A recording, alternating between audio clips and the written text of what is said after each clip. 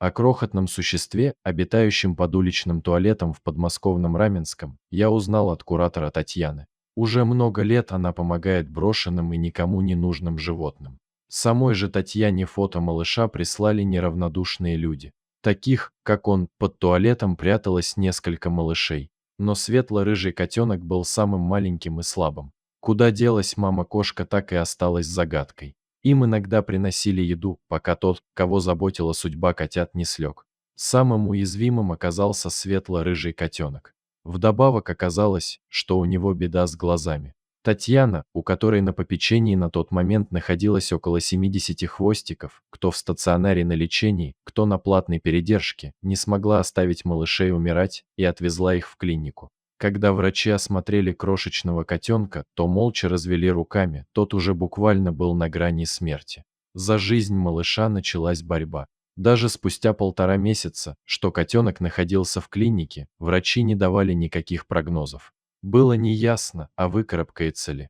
К проблеме с глазами добавилась сильнейшая простуда. Анализы на вирусы и прочие заболевания не могли взять около 2 месяцев, котенок буквально светился. О нем говорили «хрустальный малыш». Но ребенок выжил и оправился. Анализы в результате ничего плохого не выявили. Мальчика назвали Крошем. Я увидел этого чудушку еще до того, как Татьяна увезла его в клинику. Первым порывом было метнуться в Раменское и забрать котенка. Но с горечью понял, лечение не потяну. Денег на это взять просто неоткуда. Чтобы понимать, что значит пролечить такого малыша даже не в московской, а в подмосковной клинике, лечение Кроша стоило в итоге 70 тысяч рублей. Но я, как и многие, кто неравнодушен к судьбам брошенных, преданных или родившихся на улице животных, переводил Татьяне столько, сколько мог. Заводить животных, у меня счастливо проживают 2 абсолютно любимые крольчихи, я на данный момент не собирался.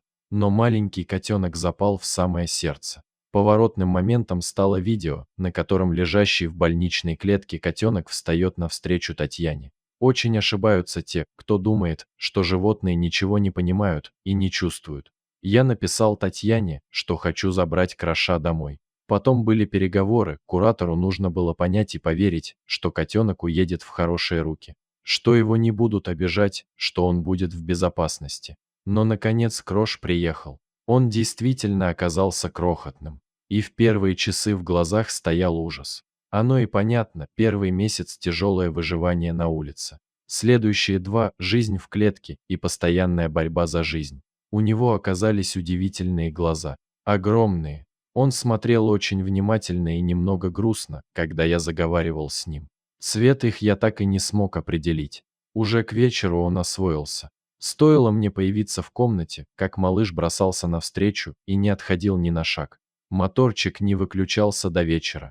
И еще он не ел, заглатывал корм, постоянно оглядываясь, не отберет ли кто-нибудь драгоценную еду. Через пару дней котенок полностью осознал, что он дома, что его не отдадут обратно, что в этом доме его очень вкусно кормят и много гладят. А еще у него появился свой личный диван и свои игрушки, так что при первом знакомстве рыжая крольчиха поскакала вверх по стене, а котенок спрятался за пылесос.